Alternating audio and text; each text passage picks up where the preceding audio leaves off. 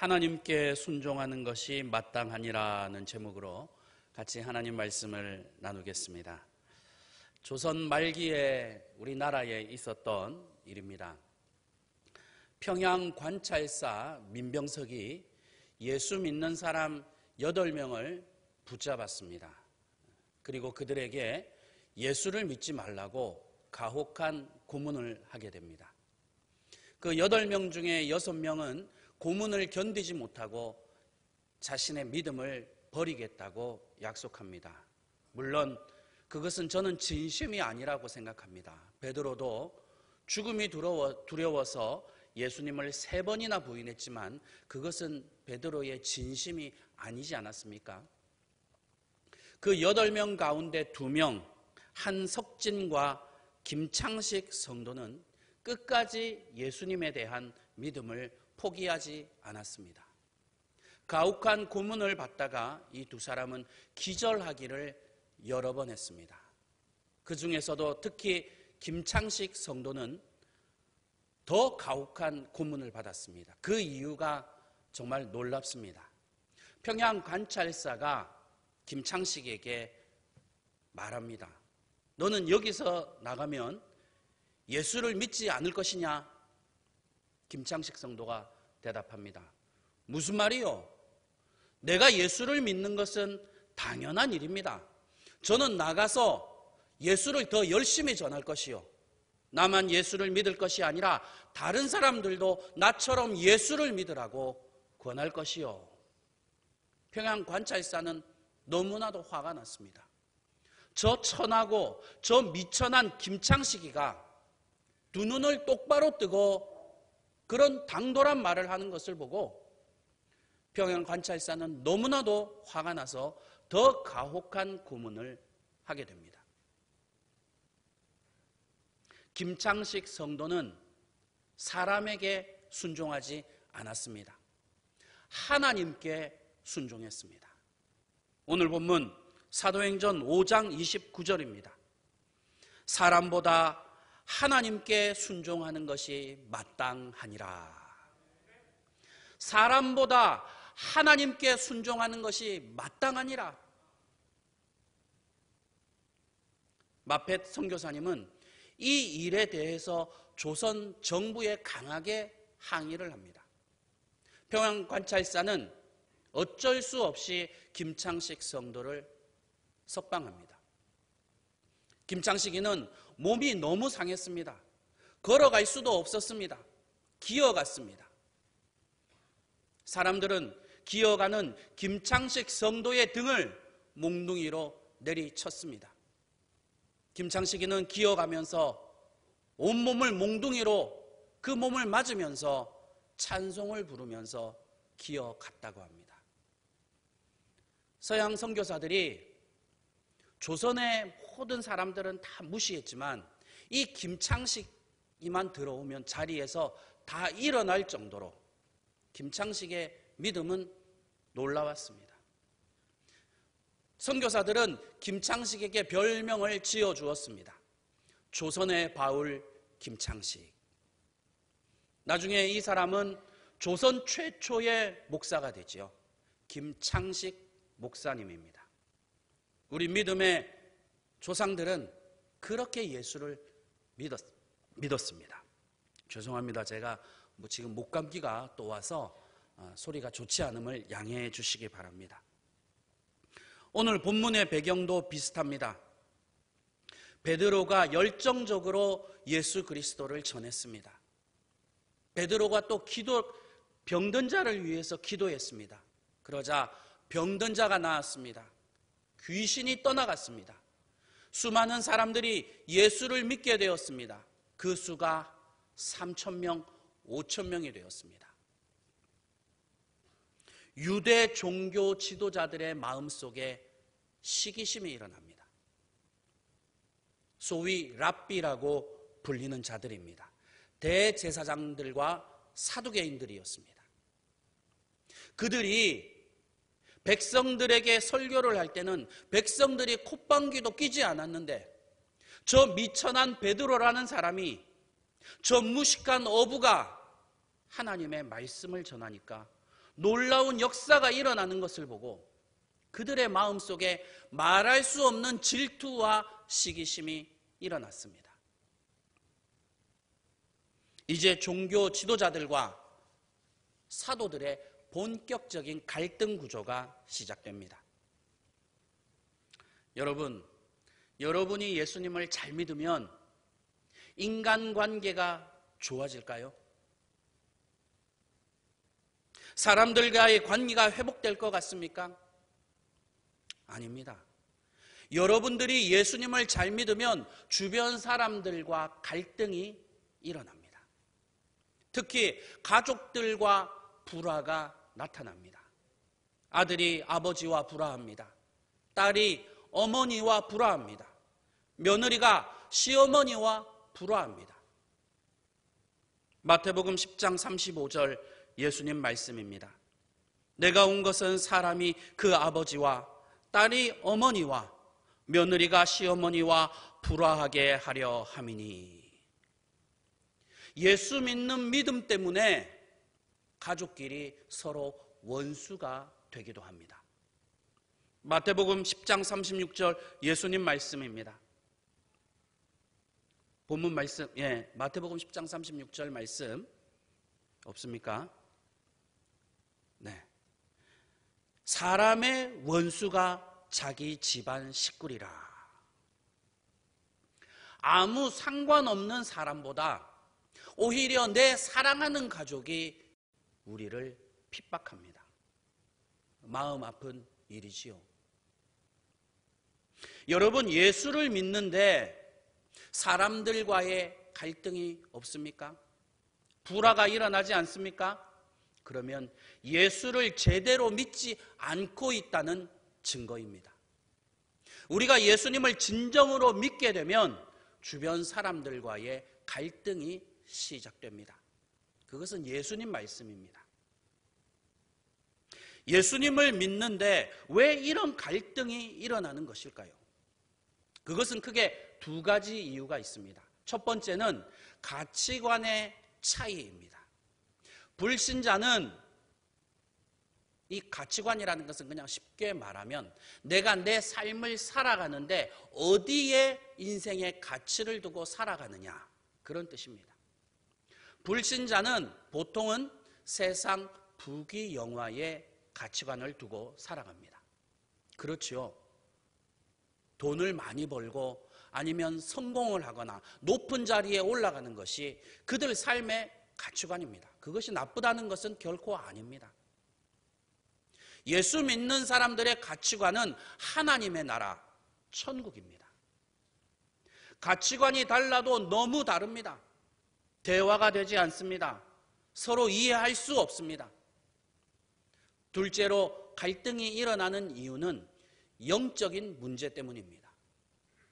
예수를 믿는 사람에게는 하나님의 성령께서 역사하시고 불신자에게는 세상의 영이 역사합니다. 세상의 영은 불신자에게 역사해서 예수 믿는 사람을 미워하게 만듭니다. 시기하게 만듭니다. 오늘 본문 5장 17절에서는 다 마음의 시기가 가득하여 유대 종교 지도자들은 사도들에 대해서 시기심이 가득 일어났습니다. 그것은 바로 세상의 영이 그들의 마음을 주장하고 있었기 때문입니다. 우리는 예수님 때문에 미움을 받을 수도 있습니다. 예수님 때문에 욕을 먹을 수도 있습니다. 예수님 때문에 억울한 일을 당할 수도 있습니다. 불평하지 마십시오. 오히려 여러분에게 복이 있습니다. 누가복음 6장 22절 예수님 말씀입니다. 인자로 말미암아 사람들이 너희를 미워하고 멀리하고 욕하고 너희 이름을 악하다 하여 버릴 때에는 너희에게 복이 있도다. 너희에게 복이 있도다. 예수님 때문에 욕을 먹으면 영광 아닌가요? 감사하십시오. 기뻐하십시오. 여러분이 하늘에서 받을 상이 크기 때문입니다. 누가복음 6장 23절 예수님 말씀입니다. 그날에 기뻐하고 뛰놀라 하늘에서 너희 상이 큼이라. 하늘에서 너희 상이 큼이라고 하셨습니다. 예수 믿는 믿음 때문에 당하는 핍박은 그리스도인들의 엄청난 특권입니다. 위대한 권리입니다. 여러분, 그 권리를 포기하지 마십시오. 우리는 핍박을 받으면 받을수록 예수를 더 사랑하게 될 줄 믿습니다. 예수를 더 사모하게 될 줄 믿습니다. 예수를 더 좋아하게 될 줄 믿습니다. 우리는 아픔을 당하면 당할수록 우리 영혼에 예수가 더 뚜렷해질 줄 믿습니다. 예수가 더 분명해질 줄 믿습니다. 예수가 여러분의 마음속에서 더 선명해질 줄 믿습니다. 예수님 한 분만으로 충분하지 않습니까? 당시 대제사장은 로마 황제에게 큰 뇌물을 주고 임명을 받았습니다. 영적인 지도자가 되는데 뇌물을 주고 되다니요. 당시 대제사장들은 썩을 대로 썩어 있었습니다. 그들은 뇌물을 주고받았기 때문에 종교적인 지도자이기보다는 정치적인 지도자에 가까웠습니다. 그들에게는 힘이 있었습니다. 권세가 있었습니다. 그 힘 있는 대제사장이 베드로를 협박했습니다. 내가 예수의 이름을 전하지 말라고 말하지 않았느냐? 다시 한번 그 예수의 이름을 전하면 내가 쥐도 쇠도 모르게 사라지게 만들겠다. 대제사장에게는 그런 힘이 있었습니다. 당시에 무슨 인권의 개념이 있었겠습니까? 그런 일들은 비일비재했습니다. 보통 사람 같으면 굉장한 공포감을 느꼈을 것입니다. 예수 믿는 사람은 이런 상황에서 어떻게 반응해야 합니까? 겁을 먹으면 안 됩니다. 기가 죽으면 안 됩니다. 뒤로 물러서면 안 됩니다. 히브리서 10장 38절입니다. 뒤로 물러가면 내 마음이 그를 기뻐하지 아니하리라. 예수 믿는 사람은 온유할 때는 온유해야 하지만 담대할 때는 담대하게 행동해야 합니다. 강해야 할 때는 강하게 행동해야 합니다. 그게 예수 믿는 사람입니다. 베드로는 대제사장을 두려워하지 않았습니다. 자신감이 넘쳤습니다. 하고 싶은 말을 다 했습니다. 그 말이 바로 오늘 본문의 말씀이죠. 사람보다 하나님께 순종하는 것이 마땅하니라. 얼마나 멋진 말입니까? 아무리 생각해봐도 정말 폼이 나는 말이죠. 우리도 살다 보면 베드로와 같은 무시무시한 협박을 당할 때가 있습니다. 그럴 때는 약간 미친 척하는 것도 좋을 것 같습니다. 예수에 미친 사람처럼 행동하는 것도 괜찮습니다. 야, 저 예수쟁이 건드리지 마라. 골치 아프다. 저거 예수에 미쳤다. 예수에 미쳤어. 미쳐도 단단히 미쳤구만.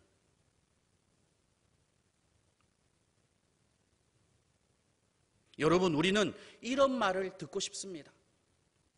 돈에 미치지 아니하고 죄에 미치지 아니하고 예수에 미쳤으면 잘 미친 것 아닙니까? 사도 바울은 복음을 전하다가 감옥에 들어갔습니다. 로마 총독 베스도에게 신문을 받았습니다. 바울은 비굴하게 굴지 않았습니다.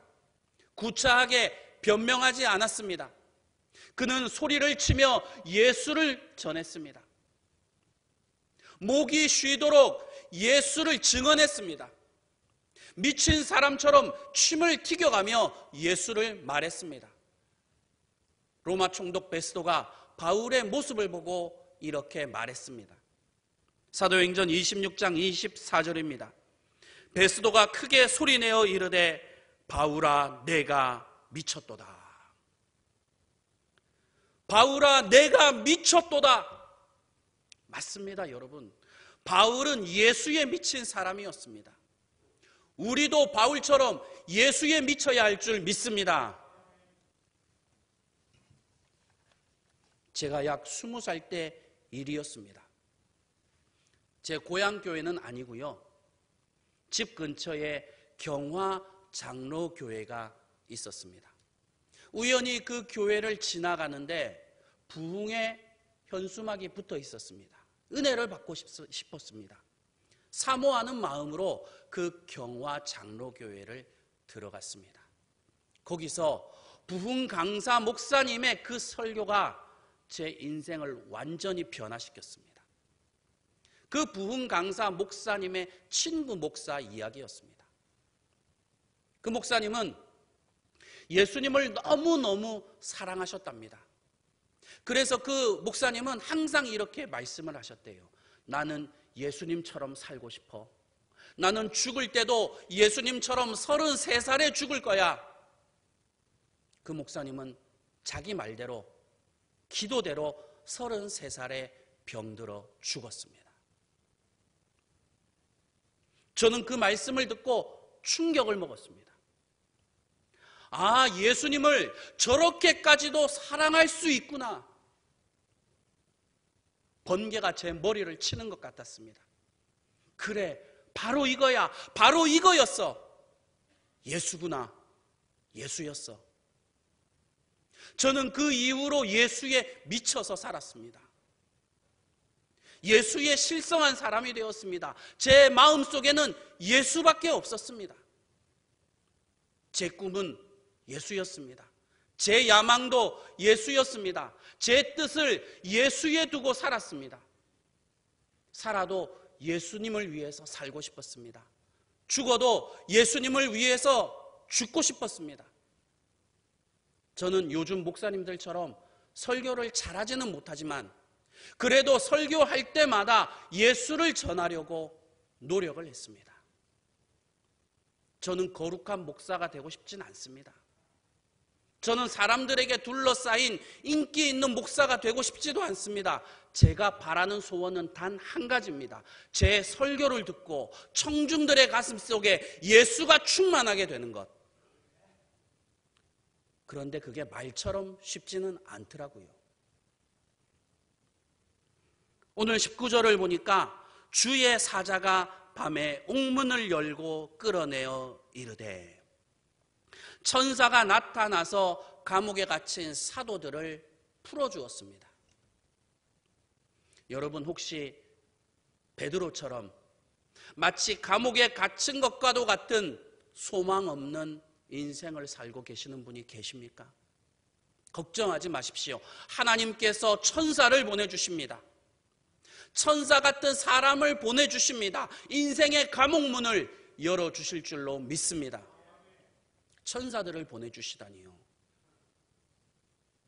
하나님께서는요, 우리가 생각하지 못한 방법으로 일하십니다.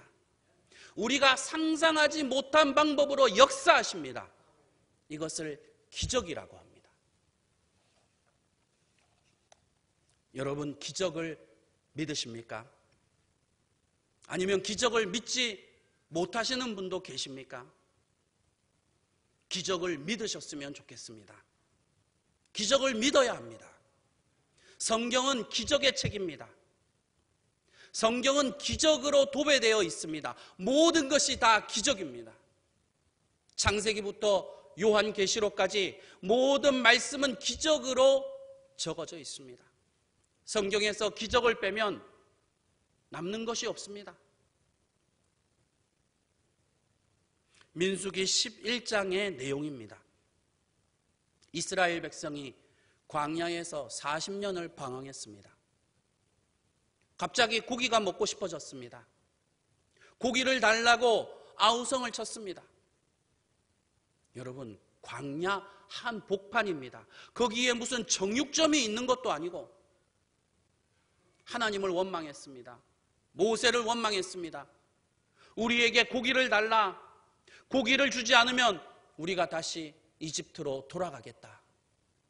모세라고 무슨 뾰족한 수가 있겠습니까? 하나님께서 모세에게 말씀하셨습니다. 모세야, 내가 이 모든 백성에게 고기를 먹여주겠다. 하루가 아니라 한 달 동안 물리도록 내가 고기를 먹여주겠다. 모세는 믿지 못했습니다. 하나님, 장정만 60만 명입니다. 하루도 아니고 한 달 동안, 아니 이것이 어떻게 가능하겠습니까? 세상의 모든 양과 소를 잡은들 이것이 어찌 가능하겠습니까? 바다의 물고기를 모은들 어떻게 가능하겠습니까? 모세는 기적을 믿지 못했습니다. 그도 그럴 것이, 여러분 입장을 바꾸어서 생각해 보십시오. 광야 한복판에서 하늘에서 고기가 떨어지다니요. 그것도 장정만 60만 명의 노인과 여자와 어린아이들까지 합하면 200만 명입니다. 그 사람들이 고기를 배불리 먹는다고요? 그것도 한 달이나요? 여러분, 이것을 믿으라고 하는 것이 오히려 이상한 것 아닙니까? 모세는 못 믿었어요. 아니, 하나님, 어떻게 이런 일이 일어날 수 있겠습니까? 모세가 어떤 사람입니까? 역사상 한번 나올까 말까 한 분입니다. 대단하신 분입니다. 저는 모세에 비하면 그분의 발에 묻어있는 먼지만큼도 안 됩니다. 그런 위대한 분도 기적을 믿지 못했습니다. 우리야 성경을 읽고 하나님께서 메추라기 고기를 한 달 동안 먹여주셨다라는 것을 알고 있으니까 쉽게 믿을 수 있지요. 그런데 당시 모세의 입장에서는 하나님의 말씀을 믿기는 어려웠을 것입니다. 저는 모세의 입장이 이해가 됩니다.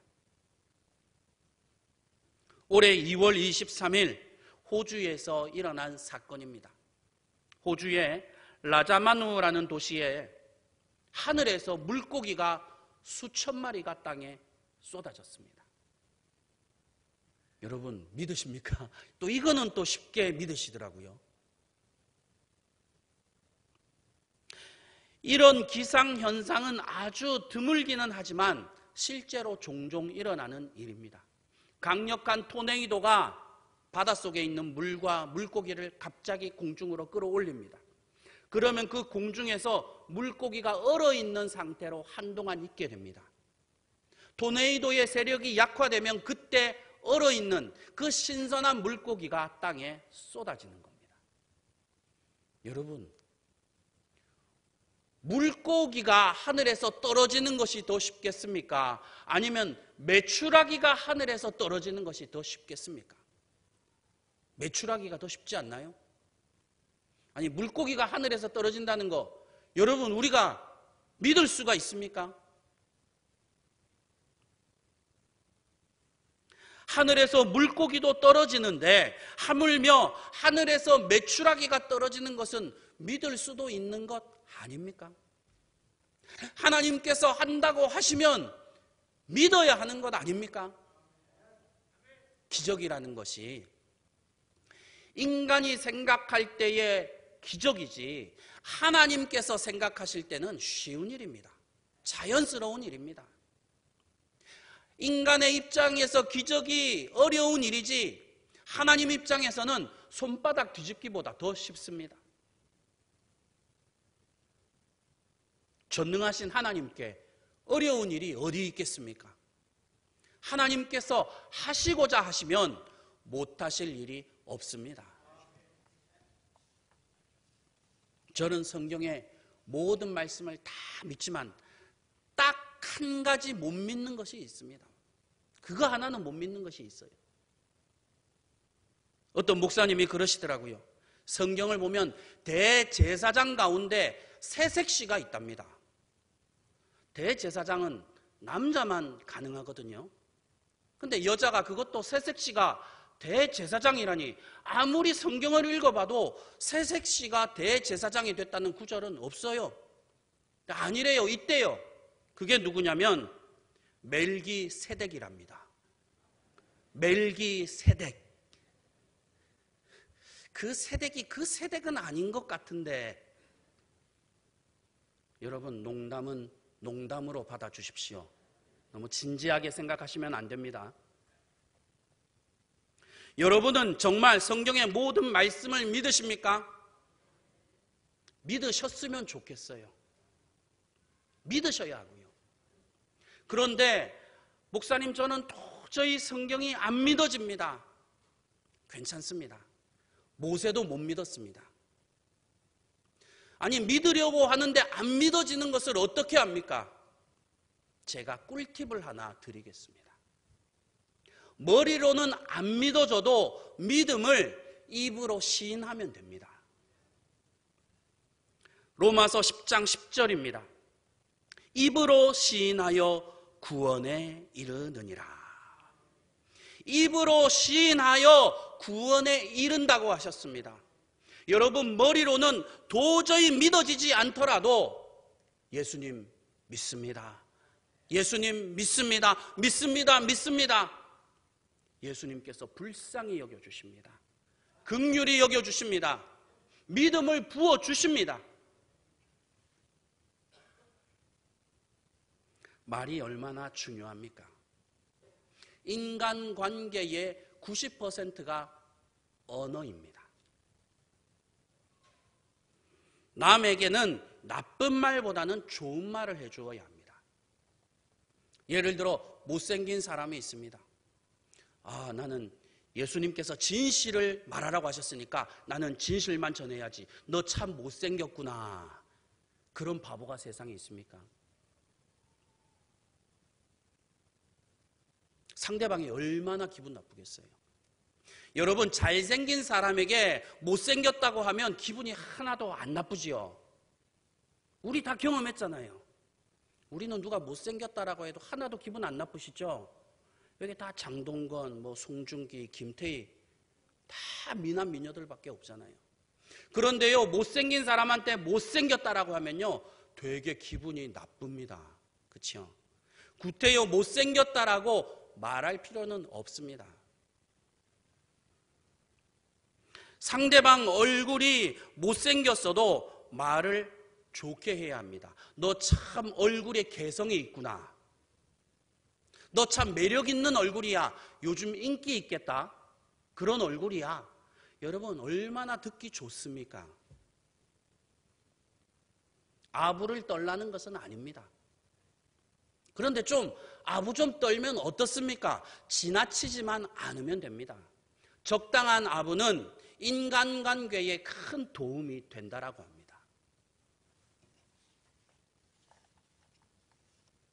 예수님은 전지전능하신 분입니다.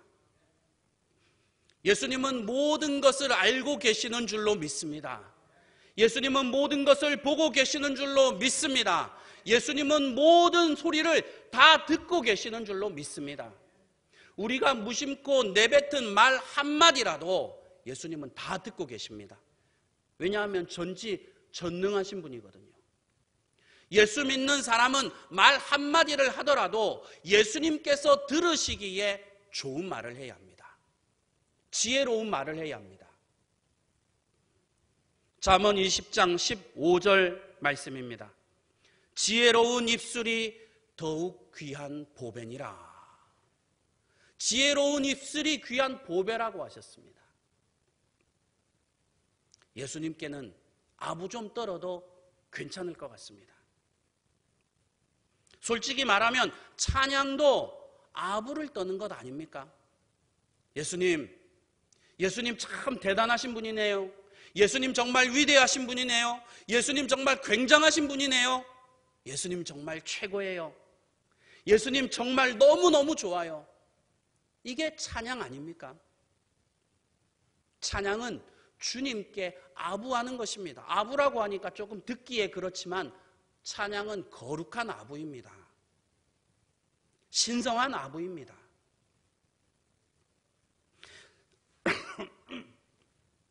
죄송합니다. 지금 내가 하는 이 말을 예수님께서 들으시면 기분이 어떠실까? 그것을 생각해야 합니다. 예속담에 이런 말이 있지요. 말 한마디로 천냥빛을 갚는다. 좋은 말 한마디로 그 사람의 마음을 얻을 수 있다라는 뜻입니다. 믿음의 말 한마디가 예수님의 마음을 얻을 수 있습니다. 마태복음 16장에 나오는 기록입니다. 바리새인과 사두개인들이 예수님께 말합니다. 주님, 예수님, 우리에게 표적을 보여주십시오. 표적, 기적 다 똑같은 말입니다. 하늘에서 불이 내려오는 그런 엄청난 기적을 우리에게 보여주십시오. 예수께서 대답하셨습니다. 영적으로 악하고 음란한 자들이 표적을 구하는 것이다. 나는 요나의 표적밖에 보여줄 것이 없다. 요나의 표적은 예수님의 부활 사건을 말하는 것입니다. 예수님 말씀은 곧 예수님 자신이 표적이요 예수님 자신이 기적이라는 뜻입니다. 기적 중에 가장 위대한 기적은 예수님인 줄 믿습니다. 예수님이 누구십니까? 하나님의 아들입니다. 하나님의 아들이 이 땅에 내려오셨다고 했습니다. 여러분, 이것보다 위대한 일이 어디 있습니까? 하나님의 아들이 내려오다니요. 천지가 개벽할 일입니다. 예수님은 기적 그 자체이신 줄 믿습니다. 예수님의 탄생이 기적인 줄 믿습니다. 예수님의 죽으심이 기적인 줄 믿습니다. 예수님의 부활이 기적인 줄 믿습니다. 예수님의 사랑이 기적인 줄 믿습니다. 예수님의 십자가가 기적인 줄 믿습니다. 예수님은 기적으로 이루어진 분이에요. 말씀을 정리하고 마치겠습니다. 예수님을 제대로 믿게 되면 세상 사람과 충돌이 일어납니다. 불화가 일어납니다. 그때 우리는 사람에게 순종할 것이 아니라 하나님께 순종해야 합니다. 그때 하나님께서는 천사를 보내주셔서 여러분들을 도와주실 줄로 믿습니다. 우리에게 필요한 것은 단 하나입니다. 예수 그리스도에 대한 절대적인 믿음입니다. 이러한 은혜가 여러분 가운데 충만하시기를 주님의 이름으로 간절히 축원합니다. 기도하겠습니다.